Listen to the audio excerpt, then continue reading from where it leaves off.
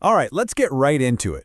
We're breaking down the huge player auction for the second season of the Nepal Premier League.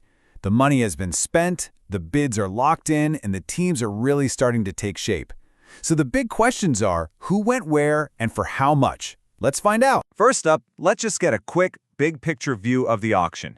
The key numbers, the biggest names, the whole shebang. You know, if there's one number you need to remember from auction day, it's this one, 37. That's the total number of players who just landed a contract for the upcoming NPL season. And landing one of those 37 spots? Whoa! It was tough. These guys were handpicked from a short list of 150 of the best players in the country. The competition was absolutely fierce. So that leads to the really fun question. Who were the players that franchises were willing to break the bank for? And that brings us to the top of the food chain, the Category A players. I'm telling you, this is where all the drama was, as teams went head-to-head fighting for the absolute best talent in the entire auction. 1.5 million Nepali rupees. Just let that sink in for a second. That was the magic number, the absolute maximum price for a Category A player. We're talking about the league's most proven, top-tier national cricketers. And that price tag, it set the standard for the whole auction. And get this, 4 different players hit that max price. And it wasn't just one team saying, yep, he's worth it. Nope. For each of these guys, several franchises all came in with the same top bid. It basically created these massive bidding wars for just 4 players. So that kind of creates a problem, doesn't it? If everybody's willing to pay the absolute maximum, how on earth do you decide who gets the player? You can't offer any more money. Well, the NPL has this, let's just say, very unique and dramatic way of solving this. It all comes down to a lucky draw. I'm not kidding. When the bidding hits the ceiling, a player's future is literally decided by the luck of the draw. The names of the teams that bid the max go into a hat and one gets pulled out. It is a crazy high-stakes way to end a bidding war where all that strategy just gets thrown out the window for pure chance. So who actually won this high-stakes lottery? Well, the big winners have to be the Chitwan Rhinos. They somehow defied the odds and walked away with 2 of these max price players, Dev Kanal and Arjun Saad. Then the Kathmandu Gurkhas grabbed Adil Alam, and Pawan Saraf is officially heading to the Karnali Yaks. Just think about that. 4 huge talents, and their new homes were decided completely by chance. Okay, but look, you can't build a championship team with just a couple of superstars, right?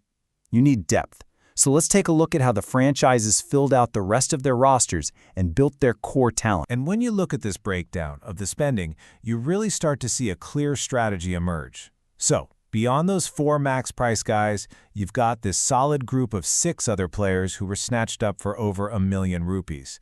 But the real foundation of these teams? Look at that. A huge group of 13 players were signed at the base price. It just goes to show you that teams were focused on building out a deep, balanced roster, not just splashing cash at the top. Let's put some faces to those numbers. You had 6 players, like Dilip Nath, who joined that prestigious $1 million rupee club. Then you had some really smart mid-range purchases, like Mayan Yadav, going to the Janakpur Bolts. And this is so important. 13 really promising talents, guys like Arjun Kumal, were picked up at that base price. It just proves every single team was hunting for value to build a really competitive squad from top to bottom. Now, for something that I think is a crucial difference from last year's auction. On the surface, it might seem like a small detail, but believe me, it tells a much bigger story about the health and the growth of the Nepal Premier League. So let's set the scene here.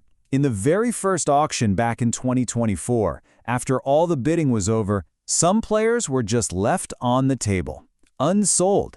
They went home without a team, without a contract. So that begs the question, what happened this time around? And the answer is pretty remarkable. According to all the available data, not a single one of the 37 players put up for auction went unsold.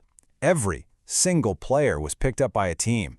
I mean, that is a massive vote of confidence from the franchises in the talent pool. It shows there is serious financial backing this year. So, after all that, what's the big picture? What should we take away from all this for the league as a whole? Let's break down the final analysis. Let's boil it all down. First, every single one of the 37 auctioned players has a team. That's fantastic. Second, the talent got spread out really strategically. Every team got key players at different price points.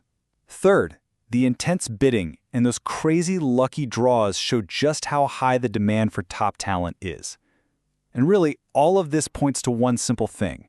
The Nepal Premier League is looking incredibly healthy, super competitive, and financially strong heading into Season 2. And that leaves us with one final and I think fascinating question to chew on. With the talent spread so evenly across all the franchises, and with every auctioned player clearly being valued enough to get a contract, is there even a clear favorite to win the whole thing? Or has this auction just created the most level playing field we could have possibly imagined? That's definitely something to think about as we wait for the season to kick off.